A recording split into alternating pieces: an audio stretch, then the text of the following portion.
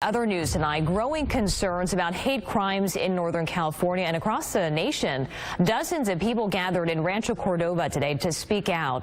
And KCRA3's Mike Lurie joins us now with what they had to say and why one congressman is showing his public support. Mike. That's right, Kathy. They told us about recent incidents involving bullying and hateful speech directed at members of the Indian American community. And today they had the support of California's Indian American Congressman, Bera. Deepak Gilra has been a Folsom resident for more than a decade, but today he says he's hearing more hateful rhetoric than ever before. Being here for 13 years in Sacramento area, I never heard of incidents like this. It's just now that I'm hearing. Gilra says the incidents involve kids being harassed at school because of their Indian heritage. We've been hearing sporadic incidents, a bullying at school where a kid was told, go back to India, or, incidents on the garage, somebody said, go back to India. The growing concerns about hate crimes is why Congressman Bera was asked today to address the community forum of Indian Americans in Rancho Cordova. I think they're expressing some concern about some of the hate crimes that you're seeing. And those concerns are also being addressed by the Folsom Cordova School District. We've had instances like every public school district, particularly as political rhetoric and emotional rhetoric is heated up over the last several months.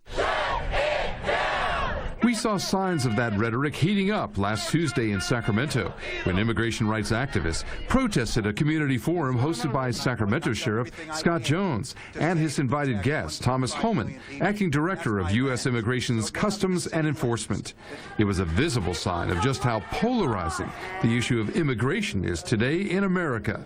But Congressman Bera sees America's diversity as a strength, not a weakness. The remarkable nature of our country, different cultures, different ethnicities, different religions, all coming together, woven together in the strength and fabric of who we are.